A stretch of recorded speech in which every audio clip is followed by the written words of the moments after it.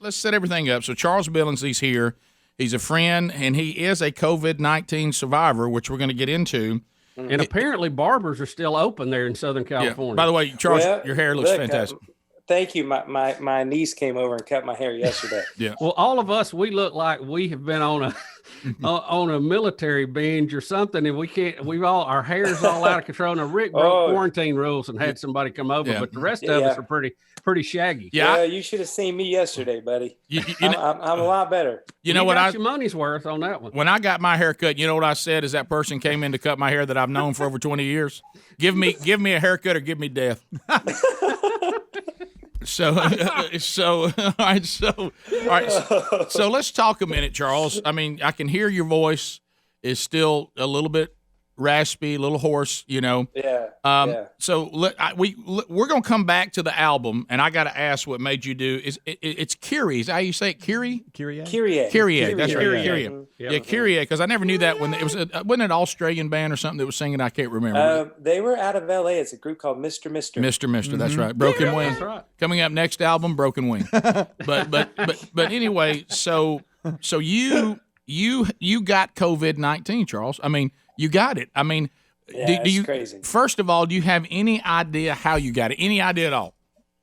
No, the only thing I can figure is on my last flight back into Lynchburg, we were coming back from spring break with the boys, and it was right when they were shutting down everything. And this lady in front of me was coughing and wheezing. Oh boy. And her lungs sounded like a dang washing machine. And so, I mean, I don't know if that was what it was or not, but that's the only thing we can figure. Hey, Charles, I'm not a medical doctor, but if you're on an airplane and the woman in front of you is coughing and wheezing like her lungs, like a dog, and her lungs are like they're in a washing machine, and you got COVID-19, I'm going to go ahead and connect that dot. Rick, what was funny when we were down reconnecting and you guys didn't hear it, Charles said I am the only, said there's only 30 people in our whole area that's had it, and I'm one of them. You're one of the 30. And he's in Southern California. Yeah. No, I'm in Lynchburg, Virginia. You're in now. Lynchburg now. Yeah, and it's the weirdest thing, man. I mean, just weird. I don't know how I got it, but well, that's how you got it, Charles. Charles, that's how you got it. I mean, can we go and clear that up? Why don't you just tell people going forward you caught it from a woman coughing on a plane? I mean, did anybody else in your family? Did anybody else in your family get it from her? No, now here's the amazing thing: for 3 weeks, for 24 days. I had this thing. Wow. And somehow, some way, by the grace of God, my family stayed negative the entire time. I don't know how. Now, did you quarantine yourself away from them? Or? Yeah, we got a little. We're renting this house in Lynchburg, and I had a little room upstairs that I quarantined myself into, and I tell you what, man, 24 days of isolation is a weird deal. And deal. When you text me, I guess you were about midway through it the first time I found out about it, and we text back and forth. Yeah. You said it was you were not having this experience of those that say I have no symptoms or I have mild symptoms. You had the major ordeal, right? Apparently so. My doctor said I had a severe case. In fact, I ended up in the hospital for 2 nights and 3 days, and wow. And my blood work and stuff was just off the charts. In fact, my doctor told me after I got out of the hospital, he said, man, I didn't want to tell you this, he said, but I was a little nervous and I knew we had to put you in there. He said, because if you weren't any better, and if you weren't in half decent shape, you'd be dead. Mm-hmm. So, wow. So talk to us a little bit about what the symptoms were for you. Well, speaking of that, it was weird. We went to dinner on my anniversary. My 26th anniversary was March 27th. We went to dinner that night with some friends, and I had a fever, and I knew I had a fever. And then the next day, I had another fever, but I went golfing and just kind of, I just figured, well, it's just this low grade thing. And then did church the next morning, online like everybody's doing, and kept my distance from people, but I wasn't feeling all that good.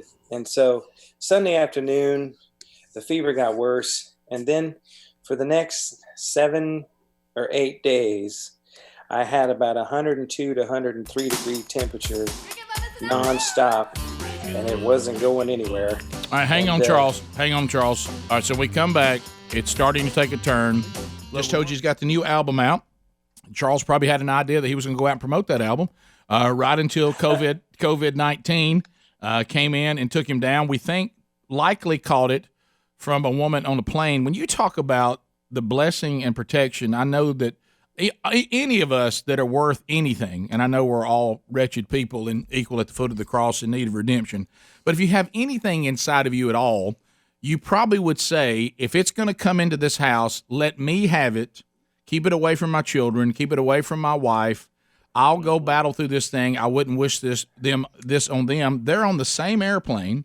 They live in your same house, and none of them have gotten it. I just got to say praise the Lord for that. Mm-hmm. Yeah, me too, buddy.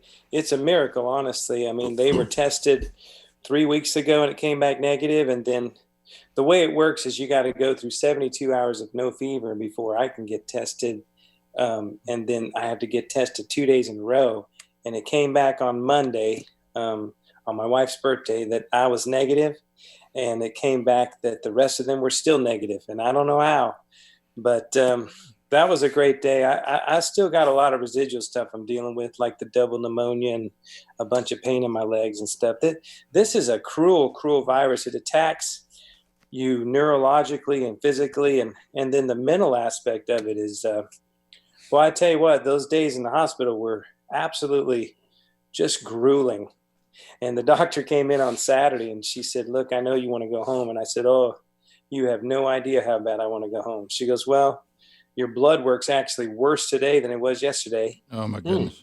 She said, but we're not a prison, and I don't want to keep you here if you don't want to be here. She said, the problem is that if you leave, what can happen is with your lungs, is they can just shut down immediately. And she said, you won't get back here. She said, you'll die. Oh, no. And you know what? I just told her, I said, I think I'm willing to take that chance. Charles Billingsley. And so I left the hospital and came home and just prayed for a miracle. And the Lord, we had oxygen here. My doctor brought over oxygen and stuff, but thank God, somehow, some way, I never had to go on a ventilator. I never had to, go through all those steps that so many other people have had to go through. But your doctor made a good point, and we were going to the break, so I think we need to revisit that. If you had not taken care of yourself, because, we cut up a lot, but you've done a good job of taking care of yourself and trying to be as healthy as we can be at the age we all are now. And your doctor did tell you if you had not taken care of yourself, that it probably would have sadly had a different ending. Yeah, he said, no doubt. He said, these numbers are off the chart. He said, you'd be dead. And, it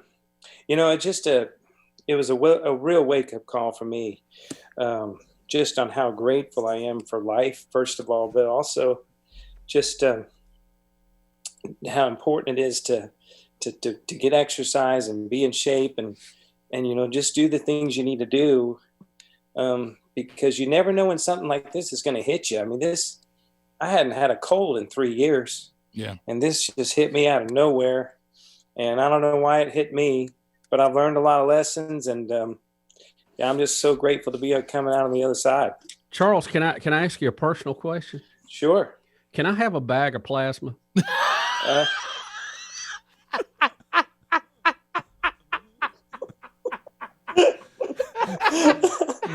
Hold up, Charles. You may not have been laughing that hard yet. Hey, don't get swimmy headed. Oh, you're not ready yet. I was about to tear up. I had to bring you back there. No, I don't know how I can make that for you, but I'll try my best. That's the best thing. Somebody's got over it. Get a little plasma from them, Bubba, and get those antibodies going. But Charles, seriously, we as we hear a lot about this, we hear that there may be some long-lasting lung issues with some of these people. Are you having any of that, or have you tried to sing much? I guess you couldn't with your pneumonia and everything, right? I'm starting to hum a little bit, but it's real shallow breath right now still. But hey, it's way better than it was. So, was it just hard to breathe? Was that, we hear that it feels like your lungs are just full of cotton or something. Yeah, it's really weird because it's not like this, not like this liquidy thing. It's a dry, and it's the weirdest feeling between your nose and your throat. It's the dry. It's this dry feeling, and so what happens is you just start breathing real shallow. You don't feel a lot of, like when you have bronchitis or something, you feel all that stuff in there. You don't really feel any of that. It's almost like it's dried up. Is it like it's gripping your lungs, like it's squeezing them or something?